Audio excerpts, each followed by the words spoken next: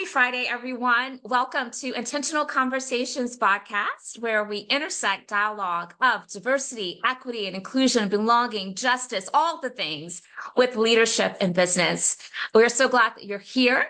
I am Dr. Nika White. My pronouns are she, her, and I serve as the proud founder and lead principal consultant for NWC. So I wish to give a great shout out to the NWC team who works tirelessly along with me week after week to bring this virtual learning experience. As we take a moment just to allow our guests to get settled into this virtual learning space, I'll ask that you take a moment to go to the chat. Let us know where you are joining the conversation from today.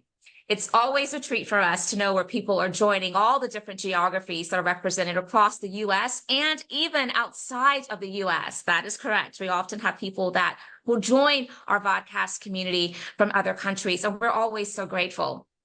If you are here and you're part of the Zoom community, I want you to know that cameras are always encouraged. We love seeing smiling faces, but we also know that many of you may multitask and just be checking in just to have the audio going in the background in whatever capacity that you're here with us today. We don't take that lightly. We're very grateful and we appreciate it. We promise to deliver a really rich show, a great content with our wonderful guest co-host today, which momentarily I'll give you a chance to meet and to get to engage with. I also want you to know that we go live on LinkedIn. So for those of you who are joining us via LinkedIn, we are glad you're here. Be sure that you're using the comment section to share your sentiments, your thoughts, your questions, your comments. We are bringing that over into our Zoom chat so that we all can be proximate to each other as one big community. And we're so grateful the many ways that people get this content and they engage with us. At NWC, we really value disability inclusion. So as part of that, we are asking that you be aware that we do have closed caption that's been enabled for those who can value that as part of their experience today. Okay, so once again, you've joined Intentional Conversations VodCast, and I am Dr. Nika White. I hope you all enjoy the show today.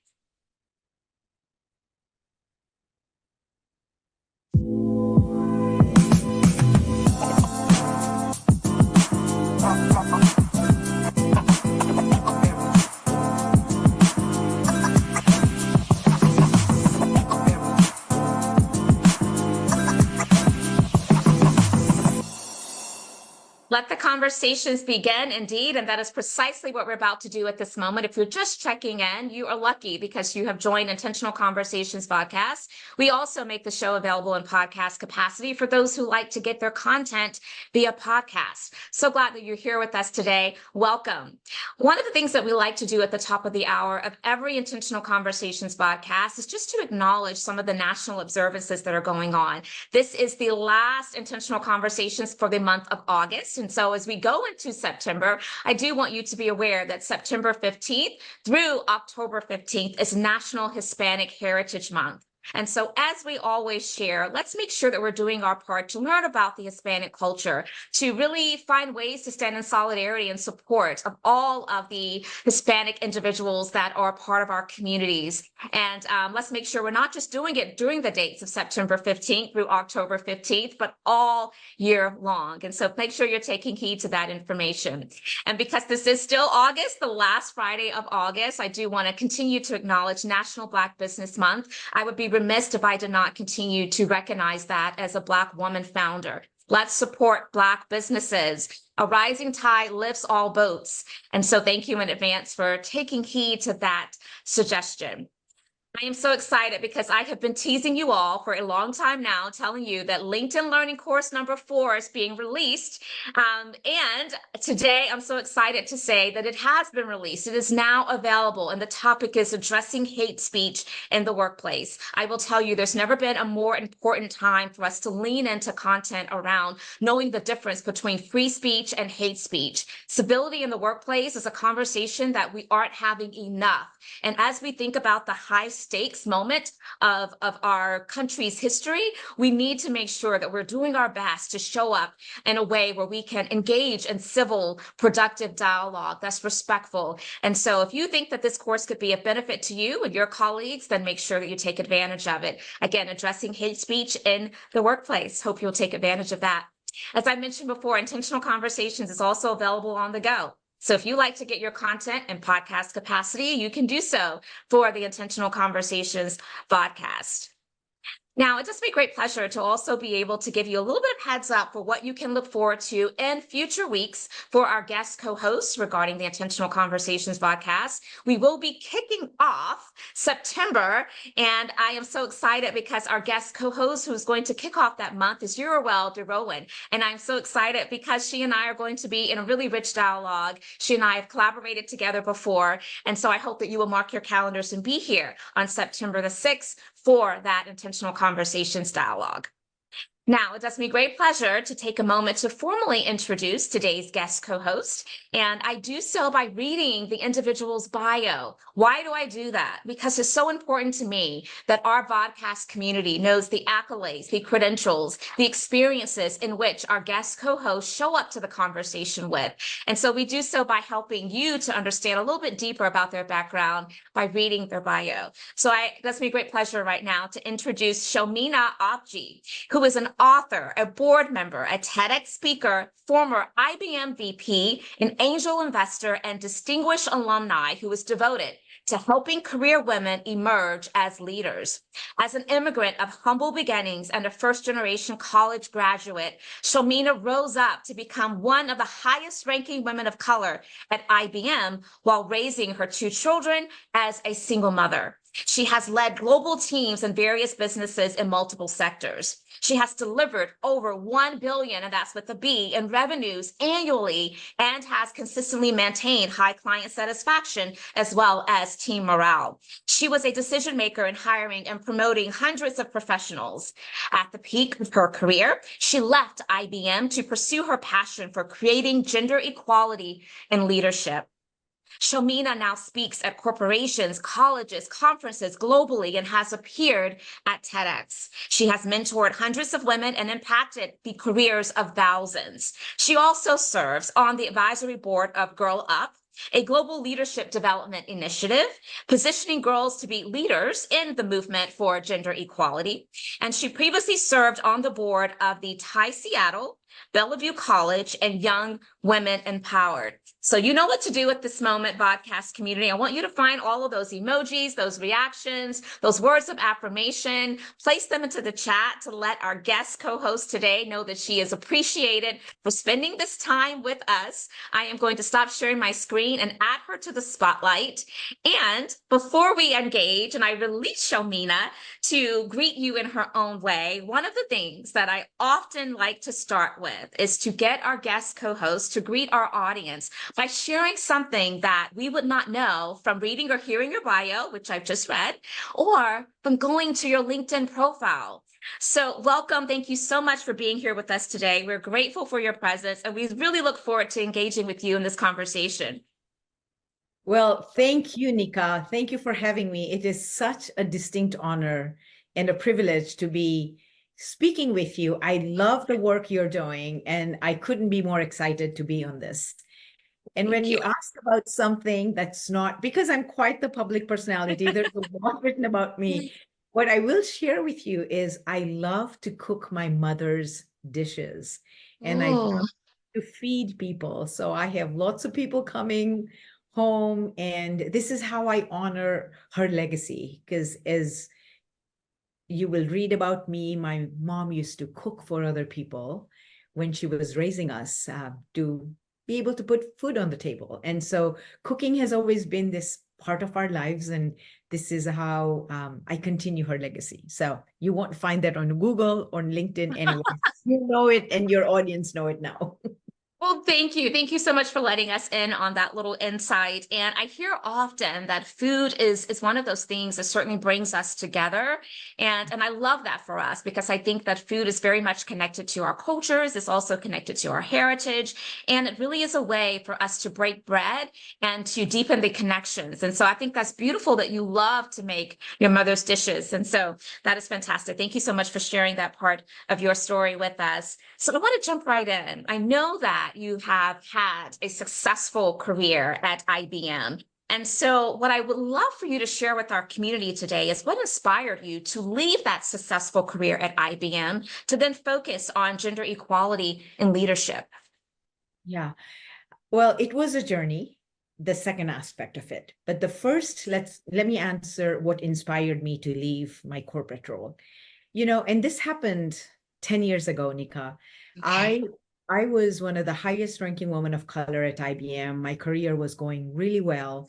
And when I started thinking about what did I want to do for the remainder of my career, my life, there was this nagging burden of gratitude, if you will, for people, starting with my mom. And that's why my book is dedicated to her, starting with my mom, and also at my workplace.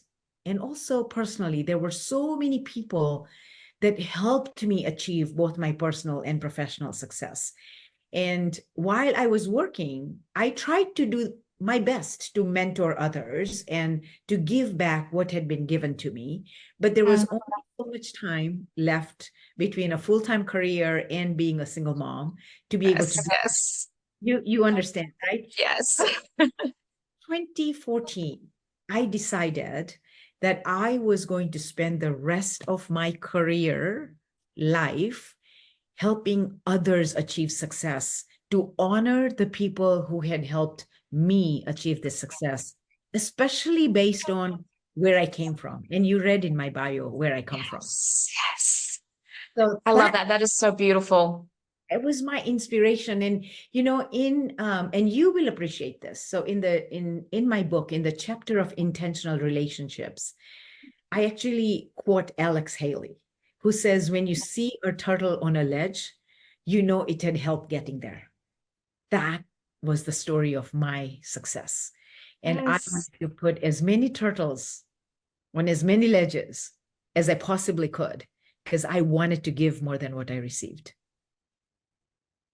That is so beautiful. I often share that no one gets to where they are on their own. We all have or should have the gift of people in our corner supporting us, empowering us, inspiring us. And so I think that it's part of our responsibility when we've reached a certain level of success to reach back and pull others along with us. And I love that that's so much a part of your story. I think that it's beautiful. And so thank you so much for sharing that with us today. So I want to move ahead. You've already referenced your book. And so let's go ahead and let's jump straight into that. Intentional relationships. Tell us a little bit more about the background behind the book and what do you want people to experience as they are engaging in this resource? Yes. So the name of my book is Show Your Worth: 8 Intentional Strategies for Women to Emerge as Leaders at Work. One of the chapters is intentional relationships. So I see. Yes. I love the fact that your podcast is called Intentional Conversations, right? Because for us to truly achieve transformational success, not incremental success, but Right. transformational success, Mhm. we have to be both strategic and intentional. I agree. And so I often tell people that no corporation ever achieves their vision of success without a strategy. In the same way, no human being ever achieves their career potential without being strategic. And Yes. once you are strategic, then you have to be intentional about executing those strategies every single day, because success doesn't happen one fine day. It happens every day in the way you show up. And what I learned over time is that when you show up to show your worth, that's why Yeah. book. When you show up every single day to show your worth, you will achieve transformational success. You will emerge as a leader, and together we will change the equation of gender equality and racial equality in leadership. Yes. Yes. Yes. I am in 100% agreement with you. And part of showing our worth means how are we adding value to those spaces and places in which we are dwelling, right? In which we have that level of influence. And so one of the things I heard you say, and I'm paraphrasing here, is that success is not about just overnight being able to reach that point of success. It is about our daily habits. How are we showing up, right, every single day in order to be able to then to live in this level of success? And that can look differently from person to person. So I love that you brought that to the conversation. What would you say about intentionally defining short-term and long-term success, both in your personal life and in your professional career? Yes, thank you for asking that question. And I also want to go back to what you talked about, delivering value in Yes. all the spaces, because one of the chapters in the book is actually intentional value creation, because Oh, that's what it's about. You're hired, you speak because you create value. And so when you're intentional about creating value in all your interactions, then the value you will create will far exceed anything that is expected of you. And that's when you start achieving transformational success as opposed to yes. incremental success. Yes, So yes, yes. You've mentioned that a couple of times now. I want to pause and just make sure we're taking that in. Transformational success instead of incremental success. There is a distinction there that we have to amplify. And so thank you. Thank you so much for that. And we are really bonding around this intentional yeah, language, right? There's every pun intended right now because I want you to amplify all the many ways that this word, the power behind the word intentional, intent, intentionality shows up also in the work that you do, the same way that it does in the work that I do. absolutely. And that's where your question about defining your long-term Yes. and your short-term career success.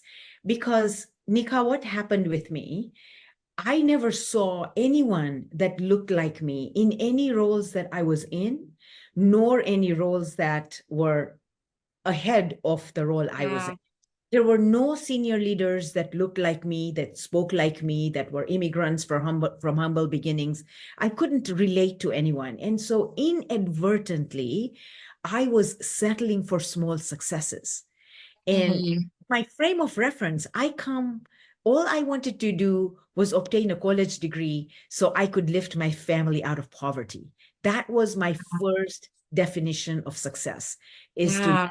myself out of poverty. And with that frame of reference, when I was making $40,000 a year and being able to rent a one-bedroom apartment, I thought I was highly successful without realizing that I was settling for incremental success.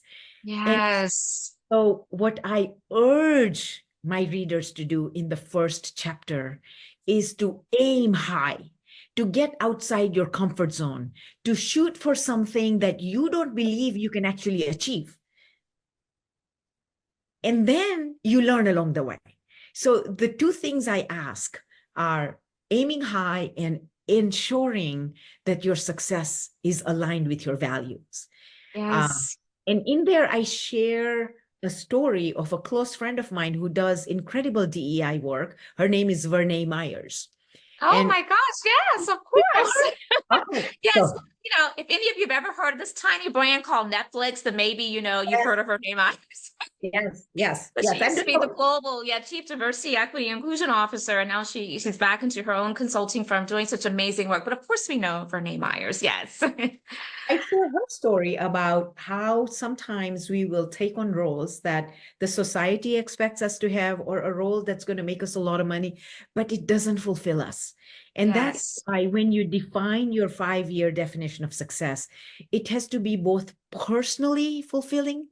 So it has to be personal success Yes. and professional success.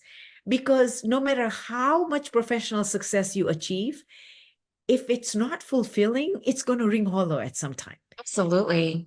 right? And Absolutely. that's where I start. And when we start by defining what 5-year success means, then we can define a 12-month or 18-month short-term definition of success, which becomes a stepping stone towards our 5-year definition of success. And this will change everything. In fact, Nika, I would like to share a story with people who are watching us right now. You know, as I said, was settling for small successes. I won an award at IBM, and I was invited to a women's roundtable.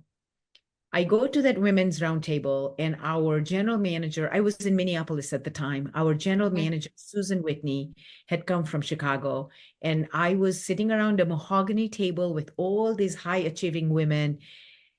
No one looked like me even there.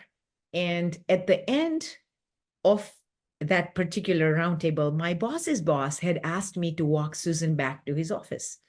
It was a 3-minute walk. And in those 3 minutes, Susan looked at me and said, "Congratulations, Shelmina, on winning such a prestigious award." And I'm like, oh my God, she knows my name.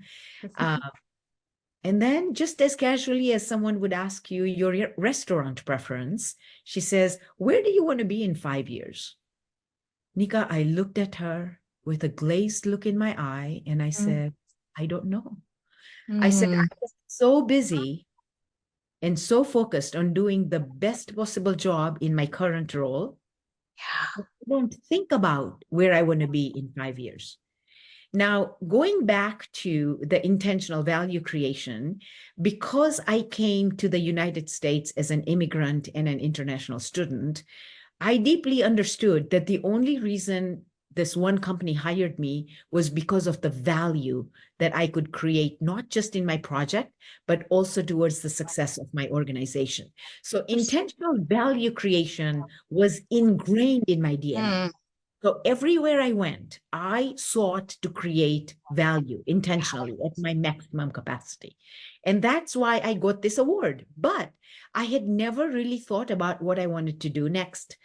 And so Susan says, "Shelmina, it is critical that you do the best possible job and focus all your attention on ensuring you are doing the best in your current role. And it is equally critical to know where you want to go in 5 years. That way you're always working towards something bigger." Nika, that one exchange changed my career trajectory. Instead of a job, I started looking at it as my career, as a home game, as figuring out where do I want to go, and then being driven by that definition of success every single day. Yeah. Shelmina, there's so much that I want to just as I'm processing, comment on, because that was a really rich stretch of a lot of good insight. And I just want to kind of look at my notes and just kind of respond. The first is I love the amplification of the and. It's not an either or, because we do often also we are often encouraged to live in the moment, be very present, right? Don't always think about the next, to where you can't fully fulfill whatever your assignment is in that moment. But I love the and amplification that this person shared with you. It's about both, right? And we can do both, and we should be doing both. So I love that. I also love this sense of how are we stretching ourselves, right? We hear language like, what are your stretch goals? And I think that sometimes, unless we are encouraging people to think about stretch goals, we are leaving people in the space and place of just being complacent with whatever it is they've already mastered, to where they don't take on anything extra new. And when you talk about intentional value creation, if we aren't stretching ourselves, then how are we always thinking intently about expanding our value, right? Because the value needs to evolve along with our growth. And so I love that too. And then you said you were playing small. Yes. And I think about a t-shirt that I have, and it says "Stop playing small."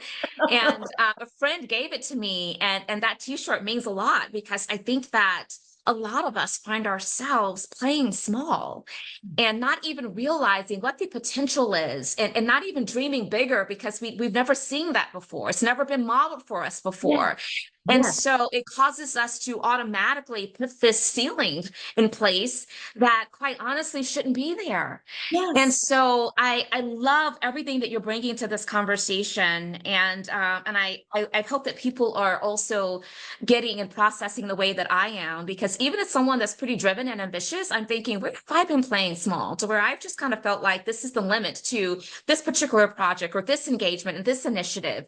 And there's always so much more I think that we can give and to offer. And that's really what's standing out to me as I am engaged with you in this conversation that's deeply impacting me. I love this. As you are speaking, the two words that come to mind are gratitude and growth. Oh, And yes. let, Yes. let me double Yes. down on that. So many of us, right? We are so grateful for where we are, especially based on where we came from and our frame of reference. And what I tell women is gratitude and ambition coexist. They do. They coexist. Absolutely. Absolutely. Right? And the Yeah. second thing, growth. So in the book again, there is a chapter called Intentional Growth because Yes. of what you said. The value you're creating is based on your current competencies. And so if you intentionally grow meaningful competences that will enable you to create more value in the future, you will continue to move towards transformational success Yes. instead of the incremental success Incremental. that you create with your current Yes. level of competences. And the chapter of intentional growth is so critical. And I encourage women to step outside their comfort zone. Like, take on projects that scare you. Take on Yes. projects that you believe you can't do. And then get help from your mentors. Figure things out and look back at how scared you were when you started. Because when you step outside your comfort zone, there is no such thing as failure.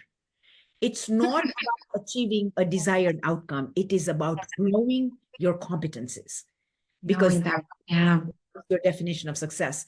And what happens, Nika, what the magic that fuels everything is when you look back at who you were, how scared you Mm, were, and what your competencies were against where you are now. That builds a sense of confidence, because confidence doesn't come from affirmations or whatever. Confidence yeah. comes from knowing yourself, Yes. trusting yourself, taking a chance on yourself, knowing Yes. you were scared before and you figured it out. It doesn't matter what the outcome was. You can do it again and you will achieve a better outcome. Because Yeah. It comes from doing. It comes from doing, taking the risk. Yeah. going and Yeah. getting scared and then figuring it out will stop you from getting scared ever to take chances on yourself. Yeah. Yeah, absolutely. And I think we also have to normalize that it's okay to feel a little scared when we're doing something that is big and audacious. I mean, sometimes I'll tell myself, oh, I don't have that butterflies going on right now. And so am I not well prepared? It almost stops me in my tracks to make sure that I'm questioning myself. Have I done everything? Why am I not feeling at least a little bit of trepidation? Because I always want to be found as someone that is so well prepared, at least everything that I can control, that I can feel confident going into whatever that is, right? And I do know that comparatively speaking, there are a lot of women who sometimes have trepidation about taking risk. And I think that that also can hold us back as well. And so I love the fact that this level of confidence is being brought to the conversation as part of what's needed to be able to navigate these spaces and places at our highest level. And, to your point, the value that we may offer today does not have the same value assigned to the value that we may offer tomorrow. We are expected through our growth mindset to continue to rise up to the occasion, right? And so, I often recall the days that, I was so in the trenches of managing, large groups of people. And, someone could perform a certain way one year, one annual review, but then it was the next year. No, but there's been a whole year of growth that I'm expecting here. And so there is a higher calling of bridging the gap from where you were there, even though there may have been great. There's still more. There's still more to accomplish and more room for growth. And so I love this. The last thing that I'll comment on, which I think is really critical, is when we talk about individuals that are part of historically marginalized communities, we often are told that just put your head down, do the work, don't ask for anything, just be happy you're here, just be happy that you have a job. And I think that works against us as well, because we begin to internalize that. And internalizing that does not necessarily allow us to show up at our best by taking on those stretch goals and being willing to take those risks, because we fear that, well, if we fail, are we going to be treated in a way where the repercussions we can't come back from, right? And so there's so much that I'm holding as you're sharing all this great insight with us today, but you wanted to chime in and I want to give you that chance. Gosh, you and I could talk forever. I want to go so back, too. and actually it's also tied in with what you just said, that Yes. women, we have trepidations, right? Yes. So here's the thing, Nika. The world takes you at your own estimate. Yes. If you don't So take a chance on yourself, you cannot expect anyone else to take a chance on you. Yeah. We have to own this. This is not about someone else telling us what to do. This is about us deciding that we are going to take a chance on ourselves. And take a chance on ourselves. Let the society or whoever tell us that you should be happy. And yes, we are happy and we are ambitious. Yes, exactly. And we are ambitious. Yes, I can do the job that I am being asked to do, and I can do more in the future. And so with that mindset, we will never give our power away to anyone that is a naysayer, anyone that doesn't think we belong there. So I have coined a term in my book, and Nika, it has been the foundation of my success. The term is power quotient. Just as you have your intelligence quotient and your emotional quotient, you have your power quotient. And your power quotient is your ability to intentionally, go back to your word intentional. Your power quotient is your ability to intentionally pick an empowering response to a empowering stimulus. That's good. Okay. Now, whether the stimulus is internal or external. Early in my career, as I told you, come from humble beginnings. I was so grateful that as an international student, I was offered a job that paid me $27,000 a year. It was more money than my parents could make in 10 years. And I thought, that's it. We're never going to be poor again. I'm going to pour my heart and soul into my role. I show up to work with a spring in my step, a heart full of gratitude for this opportunity. And then I realized I am the only woman of color in a company of 2,000 engineers. We were a technology startup company. And then I also realized I have a bachelor's degree from a third-tier university, and they all have masters, PhDs from Ivy League colleges. And I start thinking to myself, what value am I going to create? What I know that they don't already know? They're more educated. They wear better clothes. They speak better English. It's my internal stimulus was disempowered. And that instilled fear of speaking up, because every time I wanted to say something in a meeting, I would have this voice of fear going on in my head. Don't say it. They must already know everything you know. You're going to sound stupid. They might even fire you. But every challenge became an opportunity. And the challenge I had at that time is within 1 year, if I didn't figure out a way to become difficult to replace. Yeah. And by law, they were required to hire someone with the right Yeah. visa. And Yeah. my dream of lifting my family and myself out of poverty would be very short-lived. And so that forced me to learn how to overcome my fear Yeah. of speaking up. That's my TEDx talk. I teach, even in my book, I teach women how to overcome your fear of speaking up, because so Mhm. many of us experience it. So that's an internal stimulus. Later, as you rise up the corporate ladder, and no one has ever seen anyone that looks like you or looks like me running a Yeah. billion organization, it's not their fault. I like to give them positive intent. They've never seen anyone that looks like us lead a large organization like that. And so they're going to doubt you. Now it's up to you to give in to their doubts and hand your Yeah. power away to them, or you understand that that is an external disempowering stimulus. I am intentionally going to show my worth, and I'm going to change their opinion. I'm going to educate them on my Yeah. abilities, on my worth. And Nika, this is what I want everyone to understand. Not only will you chip away at their biases, you will chip away at the biases that someone like you will remind them of you.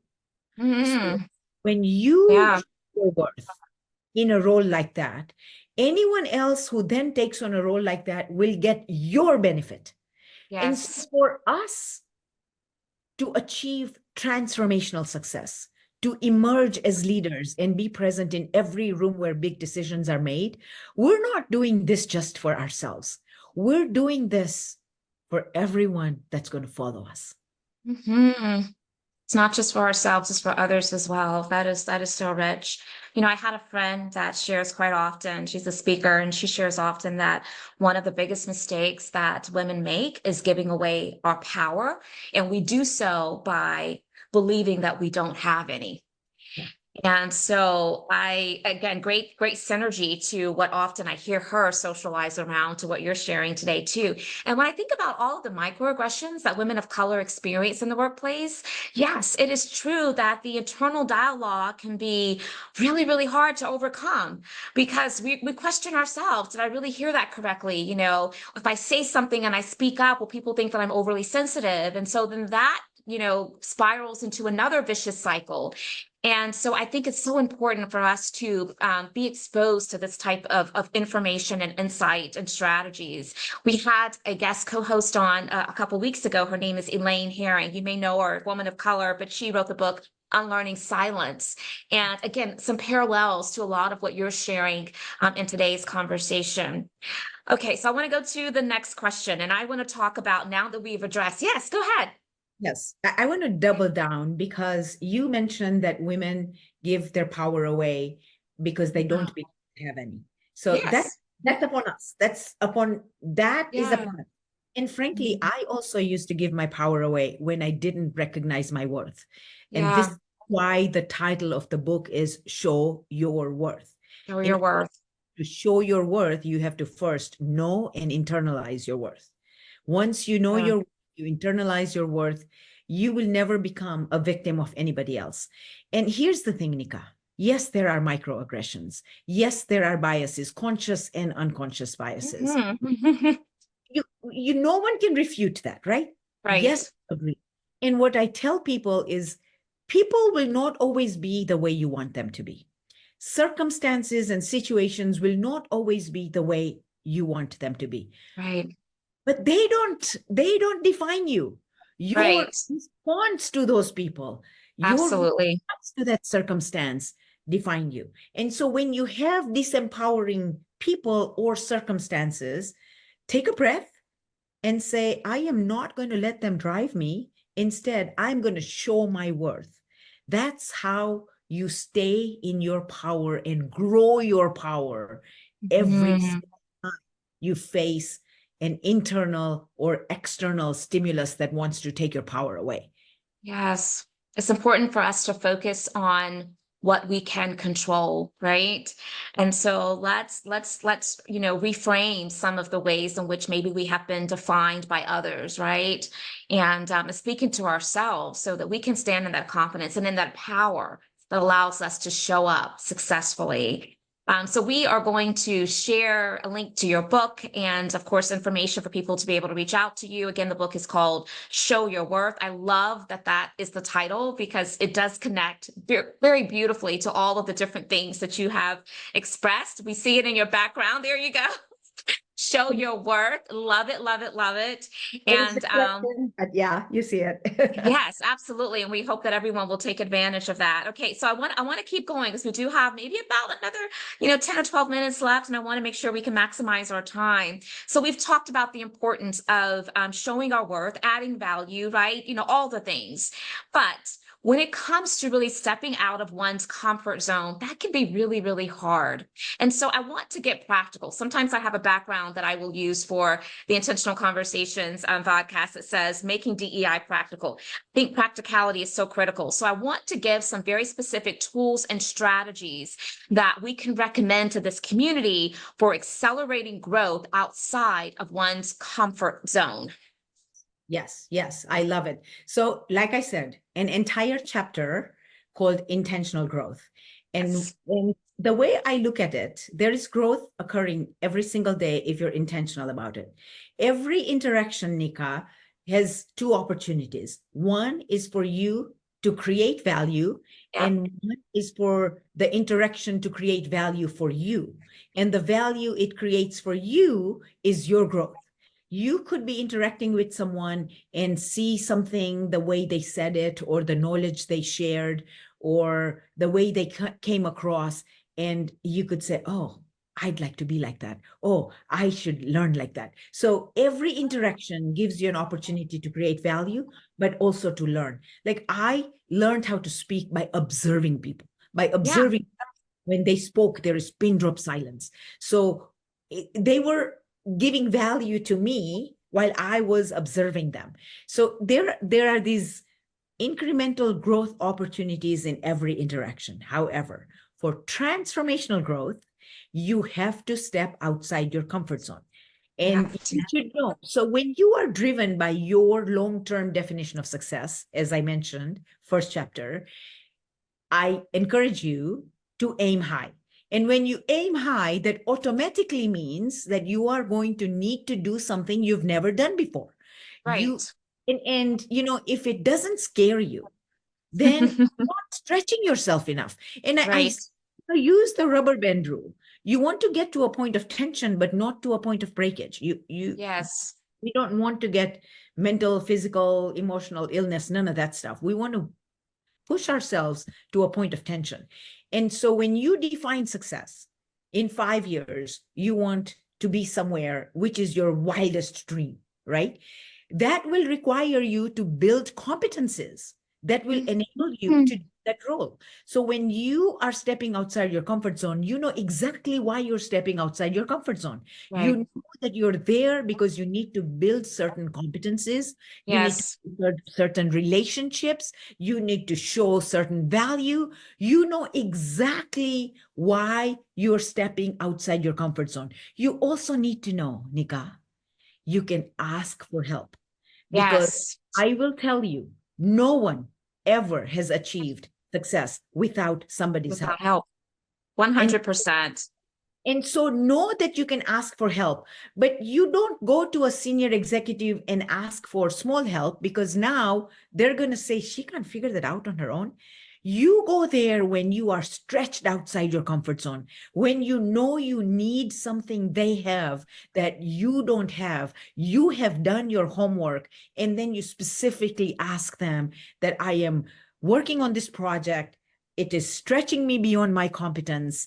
I know I have watched you. You have this competence. I would love for you to mentor me. They will take time to mentor you because somebody helped them as well. But how you ask, and this is, I teach you in intentional relationships, how to find mentors, how to find sponsors, because you don't have to go at it alone. But you have to first take a chance on yourself. You have to step outside your comfort zone. And then you have to know you can ask for help. The other thing is when you step outside your comfort zone and you are stretching yourself, don't define success as achieving an arbitrary outcome. We Yeah. position ourselves to define success as some arbitrary outcome. That is not what you do your very best to get to that outcome. But that should not be your only definition of success. Your Right. definition of success should be growth of your competence Yeah. will allow you to make better future decisions because your career is a long game. It's not about one project. You see, the experiences over time will not matter, but who you become as a result of those experiences stays with you forever. And you will be able to make better future decisions, which means you succeeded. Yeah, absolutely. So that's what they call oftentimes failing forward. There is success and failure as long as our mindset is around the growth opportunity in that, right? So let's definitely try to make sure that we're focused on how did we grow from this? How do we develop? How do we build our competencies, right? That's setting us up for a different outcome next time, right? That shows that level of improvement. And I'm with you. I too believe that mentors and mentoring someone is the most selfless thing that a person can do to add value to another person's life. And so, and as you were telling the story of someone that may need to ask their superior to kind of mentor them, what kept coming up for me is that I would surmise that the reason that that person in leadership role has been able to have that upward mobility is because they also value being needed and adding value. And so by us having to reach out to those individuals to say, I need help here, going back to your point of there's nothing wrong with asking for help, it's giving even those who may be a little bit further ahead than we are an opportunity to feel valued and know that they're valued and needed. And I think there's something special and magical about that as well. So this is beautiful. The other thing that you said, Shelmina, that I just have to highlight is it's so important for us to know our why, to know the purpose, because if we know the purpose of why we're wanting to take on these stretch goals, why we're wanting, this, different outcome, then I think it helps us to sit in that place of gratitude and in that place of confidence that you've been speaking so eloquently about throughout our time together today. And I just don't want that to be missed. I want to go to one additional question. As we were opening, you talked a lot about your background in terms of lifting your family out of poverty in Tanzania and your journey to becoming the senior executive at IBM. And when I think about the fact that you come from, immigrant parents, you're a woman of color, and I was also one of the, I yeah, was in you are an immigrant. Yes, my yes, parents. My parents lived in Tanzania. I yes. I came here. Yes. Yes, yes, yes, yes. But what I want you to also speak to is there's another intersecting identity that I think is also important for us to amplify, and that is being a single mother of two children. So when you think about all of those identities and the ways in which your life is shaped and how you show up to the world, I would just love for you just to comment on how has that experience as well helped shape your outlook on life and the way in which you help support gender equality and other women that you often find yourself supporting. Yeah. I love that question. Um, you know, I look back at my life now. I I know that every experience, the good, the bad, and the ugly, and I had so many of each one of them. Every experience was given to me so I could do what I'm doing today. When I became single, my kids were 2 and 4, and I was a first line sales manager. I thought, I can't be a leader and climb the corporate ladder and Yeah. have, but I figured it out. So there is an entire chapter called work-life balance. Today, Mm. I look in the eyes of working women, single mothers, working mothers, and I can tell them that you can achieve success Yes. and be a single mother and And be yes, it's possible. Yes. because I've done it. And I'm not saying this is easy, Nika. Yeah. fact is, we shouldn't be looking for easy. If we look for easy, we're going to achieve incremental success. This is going to be difficult, but we can do difficult. We need to trust us to do difficult. And so Right. the journey continues, Nika. When I left corporate America to help others be successful, I started mentoring hundreds of women. And then more mentoring requests were coming, and I couldn't say yes to them because I can't scale Right. myself. Right. And so I thought if I wrote the book and shared my insights, because mentoring hundreds of women, I learned that they were also struggling with the same internal and external barriers Yes. I had struggled with. And the one thing I did was I didn't just overcome my barriers. I actually used those barriers to propel me forward. And so I said, if I write a book, then they will have me as a mentor. My book will be their mentor. And so as the book gained popularity and as my speaking engagements gained popularity, I thought the book was going to solve the problem. It actually made it bigger. So now thousands, tens of thousands of women are reading my book. Their careers are getting transformed. But then they're sending me messages saying, I have never read a book like this. It resonates so many levels. Some are single mothers, some are coming from humble beginnings, some are underestimating themselves, some are dealing with microaggressions, negative stereotypes, whatever. I cover it all. But they're telling me, I have a personal situation. Can you spend an hour with me? Can you be my mentor? And so now, just 3 months ago, I launched an AI platform. It's called the same title as my book, Show Your Worth, but it's showyourworth.ai, where it will share the content of my book. So it's like you or anyone else having me as their mentor in their pockets, in their purses. So whether you have read the book or not, you have a situation at work, you can ask me, and generative AI will synthesize my book and it will provide a perspective. And so now I have users from 65 countries using my platform. So the universe was preparing me, even with the book, Yes. I love more that. visibility, so more people can have access to my insights. Because one of the things that's happening, and we talked about mentors earlier, and you said mentees give back. Mentors give back. Every mentor mentors because they want to create value. They give back. Yes. But Yes. here's the catch, though. Mentors can only mentor based on their capacity. That's true. And there are so many women, especially women of color, who are shortchanging their successes because their mentor is not seeing more potential in them.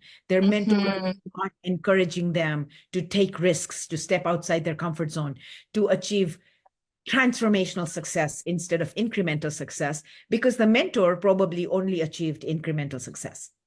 So they mean well, but they mentor you based on their capacity. And so what I want to do, and the tagline for my showyourworth.ai is your co-pilot to make your career soar. Underline the word soar.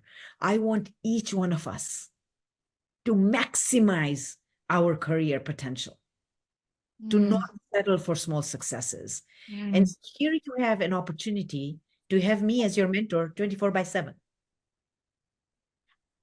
Conceptually, this sounds amazing, and I want to make sure I get it correct. Showyourworth.ai. So it's after your book. This is the name of your book, but it's .ai, and so you can have Shelmina as your own personal mentor just through this AI tool.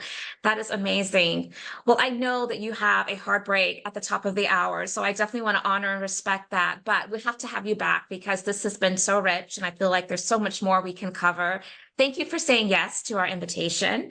And thank you to our VodCast community for joining us. I want to give you the final 60 seconds to close us out in whatever way that feels great for you. So maybe we haven't touched on something that you really want to socialize. I want to give you that chance to do so right now. Thank you. And I will come back. I love the work you're doing. I cannot do what I want to do without women like you who also want to make a difference in other people's lives. Yes. I'm going to close out with a request. We together must step up to change the equation of gender equality in leadership roles. Yes. Yes. And we can do this by us achieving transformational success. And as we achieve that success, don't even wait until you've achieved. As we achieve that success, please bring others along with you, because it's going to take all of us. It's going to take all of us to change the gender equality in leadership role equation. It's going to take all of us to be in rooms where decisions are made. And when we get there, our world will look different. And we will be the trailblazers that made it happen. An incredible way to end. Thank you so much, Shelmina. Abji, I hope that you all will get her book. I hope that y'all will take her up on her offer with the AI tool that's available. And we're just so grateful that we had this moment to spend with you and to learn from you. So thank you so very much. Enjoy your weekend. Have a safe and healthy weekend. And we hope to see you back for another episode of Intentional Conversations VodCast next Friday, the same time. Thank you all so much. Bye-bye. Thank you. And thank you to all the listeners. I appreciate you investing your time in us. Thank you.